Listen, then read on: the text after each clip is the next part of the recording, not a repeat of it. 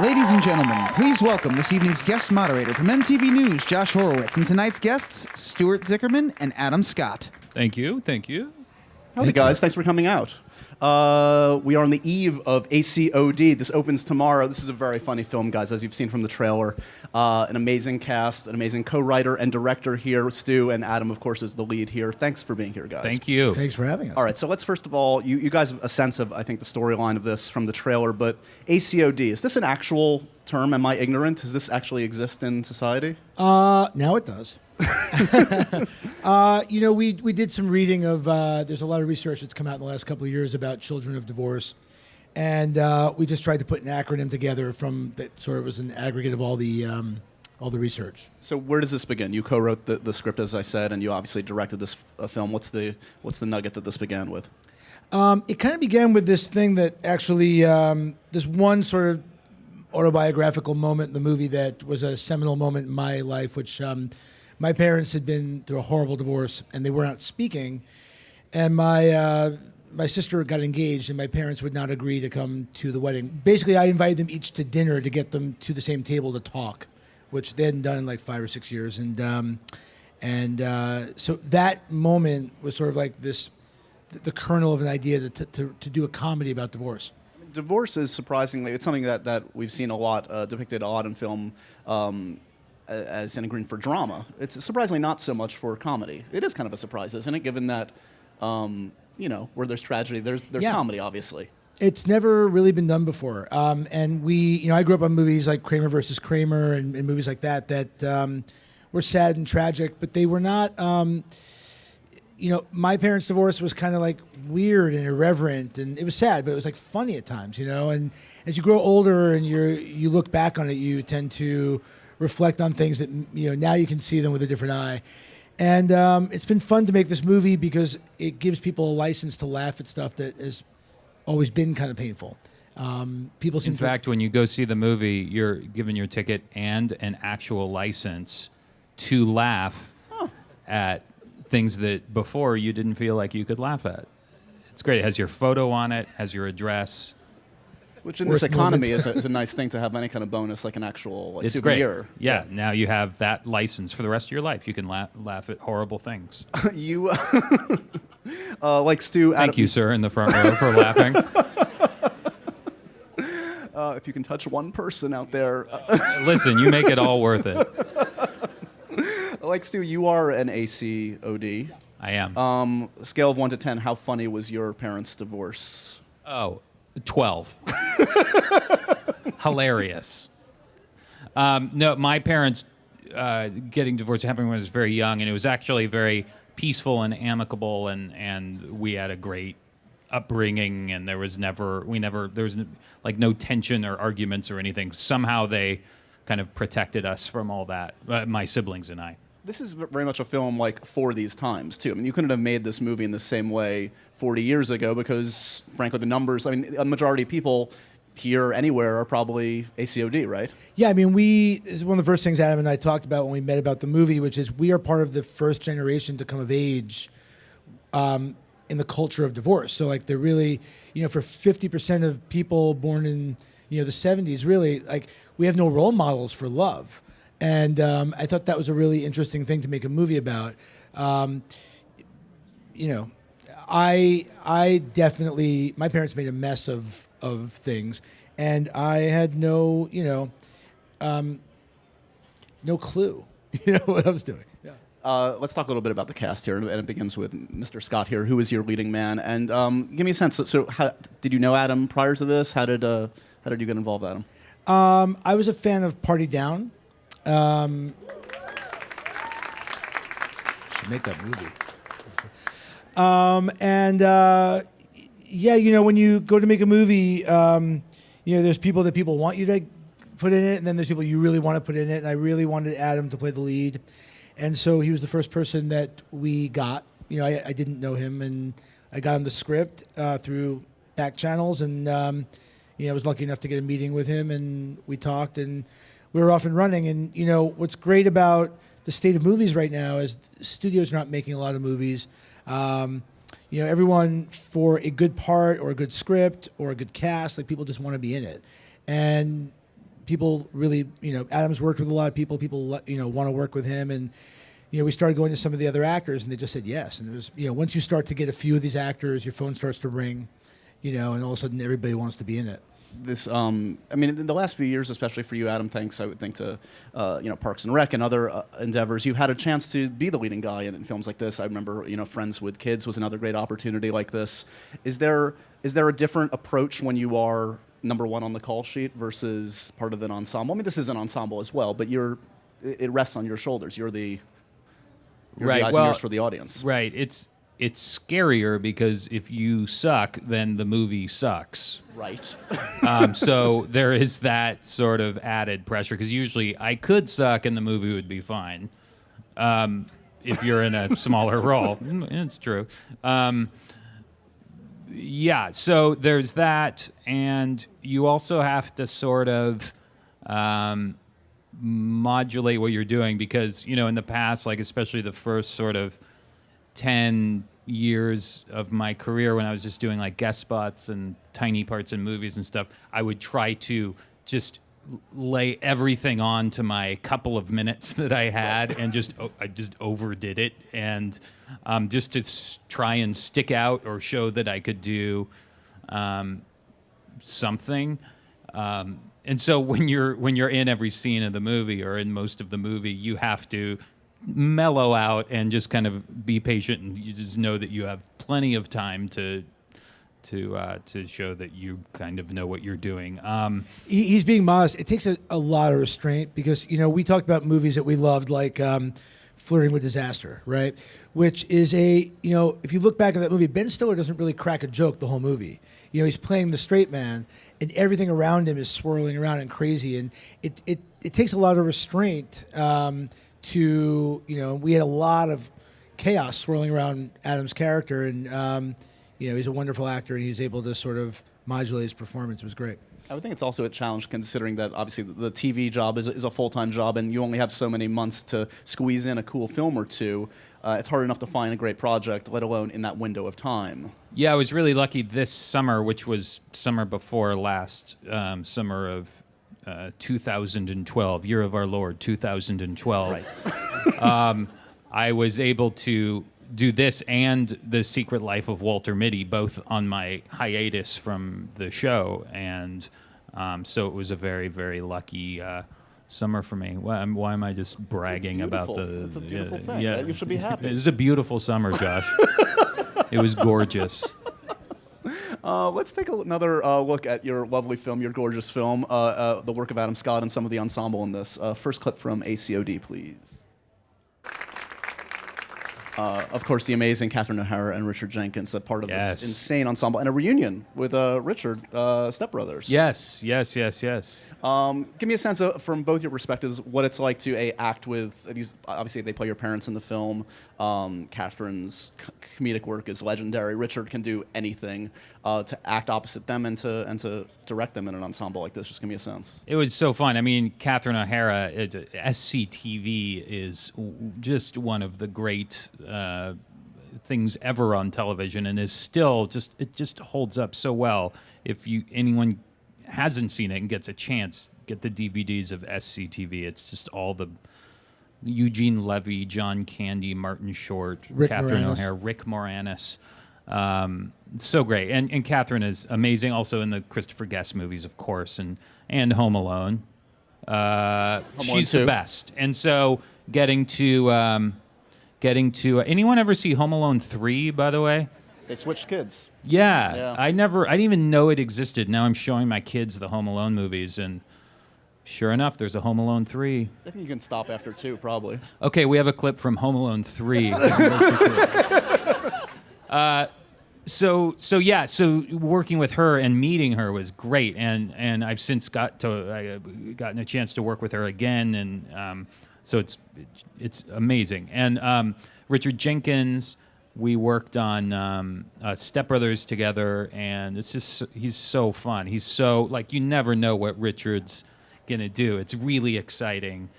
Same with Catherine. It's just exciting working with them, and those scenes that I get with just the two of them I just get to watch them, and it's really Richard's terrific. not a joke cracker. You know what I mean? Like, he's not a comedian. So he's like, all the comedy, and he's wickedly funny in this movie. All the comedy is coming from a place of just finding what's real, the actual stakes in the scene. And he is, he's also a really kind human being. I mean, this is my first movie I've ever directed, and like on day 3, like you're feeling overwhelmed. Richard literally walked over to me at one point and just put his arm around me and was like, "You're doing a good job." Like that, like, fuck, it's so nice. And Catherine is like one of those rare people, like even Amy Poehler, like, bows down to Catherine. I mean, like, she was so excited to work with Catherine, and everyone, and Adam and I were talking about this earlier today. There's a scene in the movie, and it takes place in a Japanese restaurant, and with one of those, where you sit down with the tables and Catherine literally would improv, like, just sitting down at the table, and the whole crew and the whole cast, everybody sitting around the table would just laugh. She would do it for a minute and a half, and every time it was different, and she's a genius. I mean, Speaking of Richard and Step Brothers, I mean, I've heard you talk about this before, where your experience in Step Brothers, which was, I would argue, a turning point for your career, probably in terms of working in comedies, was kind of an overwhelming and really frightening experience at the time, right? You kind of felt a little bit in over your head, and the irony now that you're the guy in the comedy, and the distance between those two things is interesting to note in a short period of time. Thanks. Yeah, Step Brothers was really fun, but it was also really scary because those guys do a lot of improvisation, and at the time I had no real experience and didn't really know how to do that, and and it was with Will Ferrell and John C. Reilly, and it was like I compare it to learning how to throw the pole vault at the Olympics. Like having your first lesson in the competition. You throw a javelin and you do a pole vault. Yes, at the same time. So it was really Still doesn't get it. difficult. Is that really how it works? Okay. I'm a sports nut. So it was a really intense but very fun experience. I kind of fell in love with the whole thing. Is there much of a difference? Obviously, both of you have worked a lot in television as well as film. Stu's mentioned this is the first time directing a feature.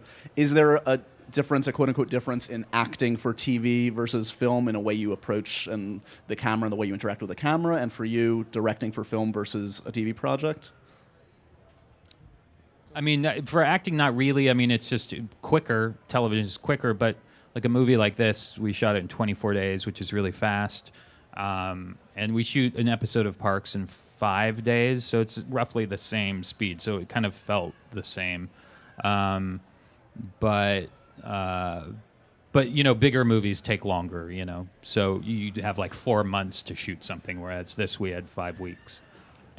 And for you, Stu, I mean, obviously, first feature, that's an overwhelming experience. As you said, you got some boost from people like Richard Jenkins, but... I've been in TV, I've been a showrunner, which is, where you create a show, and it's harder than directing because you have to actually keep writing, and you're still writing, and you're shooting a new episode every 8 days, and... but you do gain a lot of confidence from doing that, and I came to the movie with a fair amount of confidence from that. But really, there's a big learning curve to directing your first movie. I would do 100 things different if I could do it over. But I tried not to focus on too many things. I just tried to focus on, like, I was saying earlier today, with this movie, I just tried to focus on tone. Because, we were going to make a movie that was a comedy, but with an undertone of divorce. And I felt like if it was too funny at times or too serious at times, like, I just kept trying to figure out where the tone is, And there were times where we'd be doing something that was really funny, but it just felt like it didn't fit, or something that was too dramatic and it felt like it didn't fit. And I just tried to rely on that instinct. Well, I mean, tone is literally the thing that you hear from directors that have been directing for 30, 40 years. That's the toughest nut to crack, and I think you did an excellent job the first go-around, so congrats, Thanks, man. Josh. Okay, so let's show one more clip, and then we'll open it up to some questions from you guys, okay? Another clip from A.C.O.D. Yeah, we haven't even mentioned Amy Poehler, obviously, reteaming in a much different kind of a collab. She's your The Polster. The Pulse, is that what you call her? Really? Oh, yeah. If you ever see Amy Poehler on the street, just say, "Hey, Polster." Oh, no, don't do that. And I've never done that before, so let's not start that. But she does play, as opposed to Parks and Rec, she's your stepmom. yeah, we hate each other's guts in this movie, and it was super fun because in real life we hate each other's guts.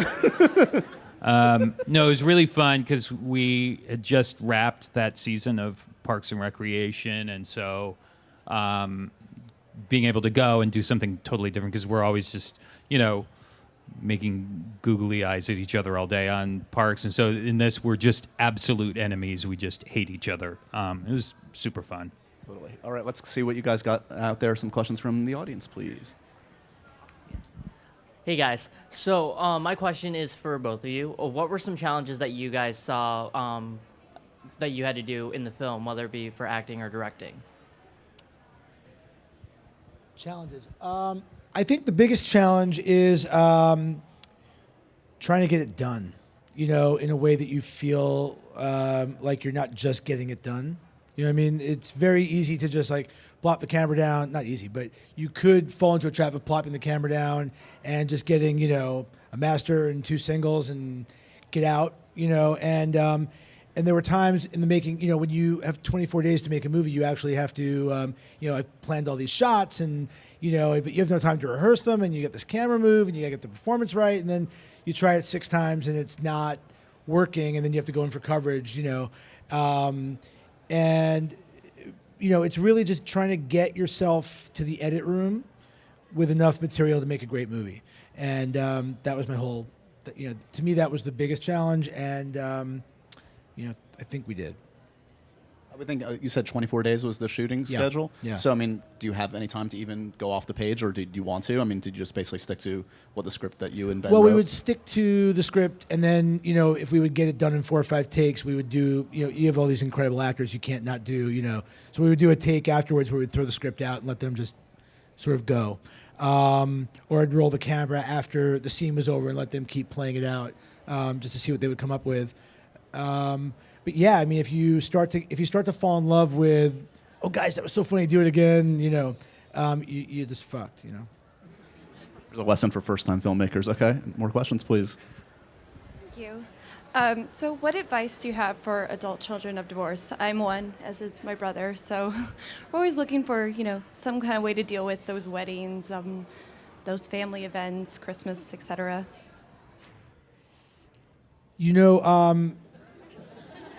Pretty much since Sundance, people have been asking me that question, and I say the same thing every time. I still don't know. Just because you make a movie about it doesn't mean, I still am dealing with this stuff, in my family all the time. I don't know what I'm doing for Thanksgiving this year. It's already an issue. But the one thing I do think is that at the end of the day, I didn't want this movie to be about divorce per se, or adult children of divorce. I wanted it to be about, to me, the true nature of becoming an adult is being able to look back on your childhood and whatever you've been through, to sort of move on from it and realize that you are free to make your own mistakes and such. And so I guess my best advice would be get over it. Suck it up and move on. Hard knock life. Okay. I can't do it. Hi, this is for both of you. What is the most interesting positive development that came out of your parents' divorces? Or funny. Like, for example, when my parents were getting divorced, that's when I learned 90% of the swears I know from hearing my mom talk to my dad on the phone.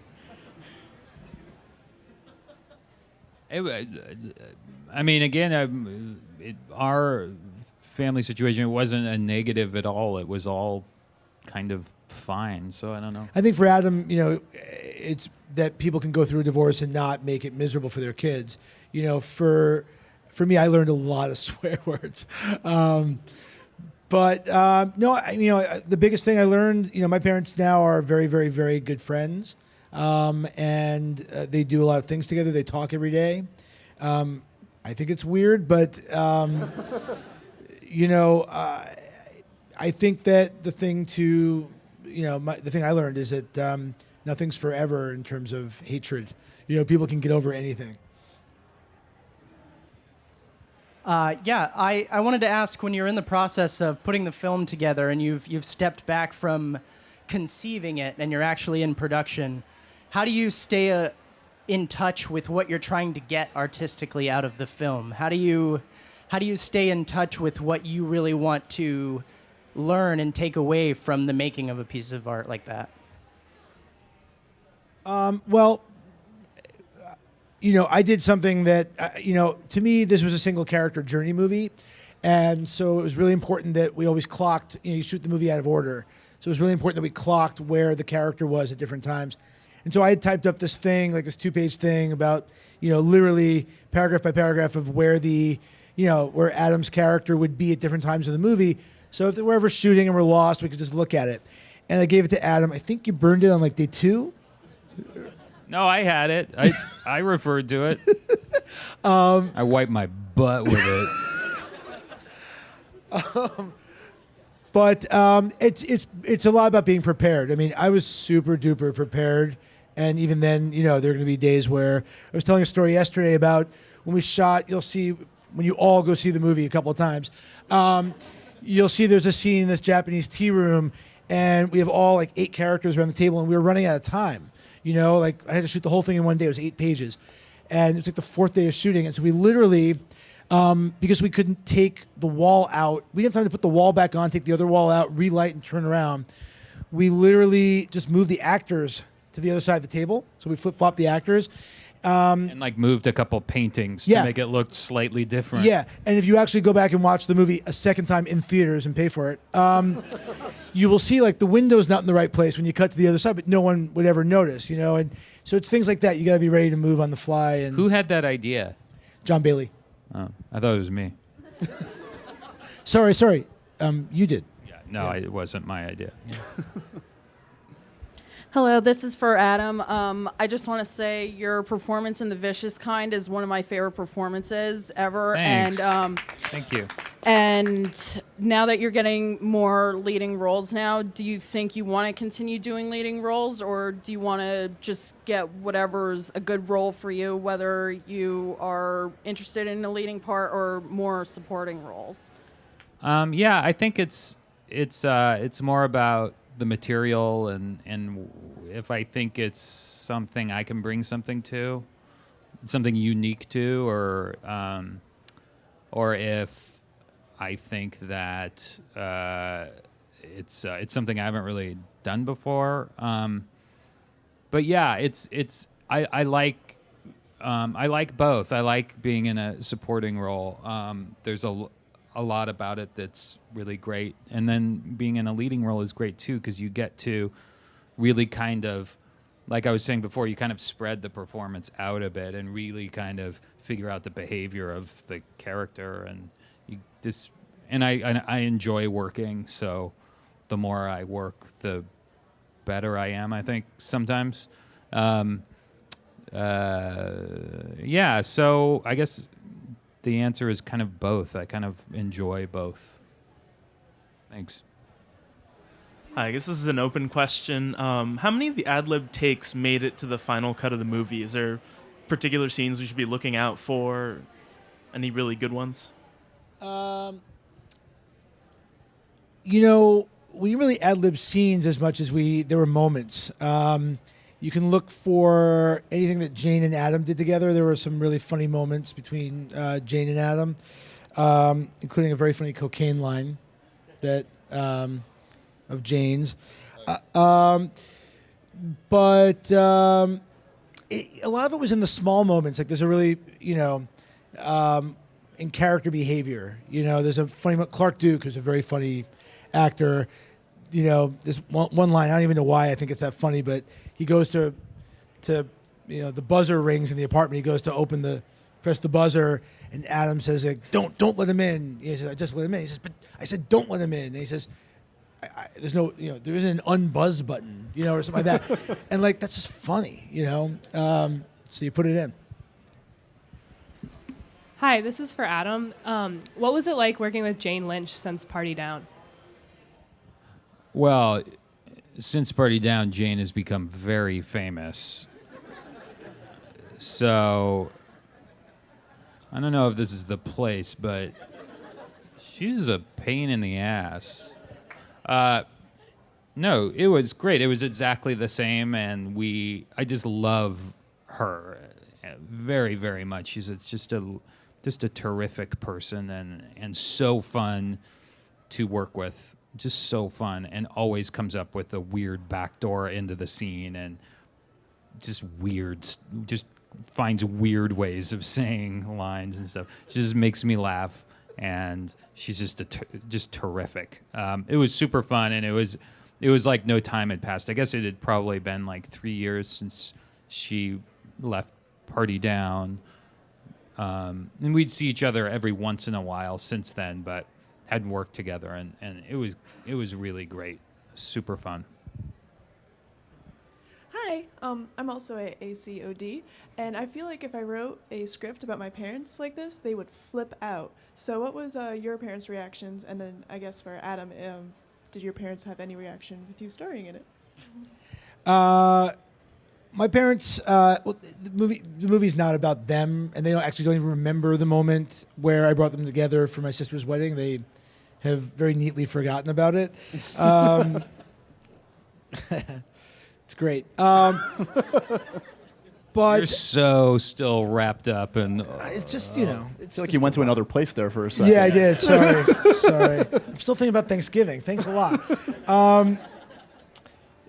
No, my parents are really happy, for me. I think that any parent, our parents, in our business, they still don't know what the hell we do. So the fact that we're just doing anything, I think they're just happy that we're working and getting paid. yeah, my parents haven't seen the movie, and I don't think they quite know exactly what it is. So we'll see. I mean, again, it's such a different situation than our family situation, but I don't know. I'll be curious to see their reaction. Adam, huge fan. Thanks. So, what was filming the intimate scene with Jessica Alba like? So gross. Ugh. God. Why'd you have to bring that up? It's just the worst. No, there's. What do you think? I think we ended pretty strong. That's the money question of the night. Thank you guys for your questions. Thanks for being out here tonight. Check out A.C.O.D. in theaters as we tape this tomorrow. It's awesome, guys. Thanks to Adam Scott, Stuart Zicherman. Thank you. Thanks, you guys. Thanks so much for coming, Thanks, guys. everybody.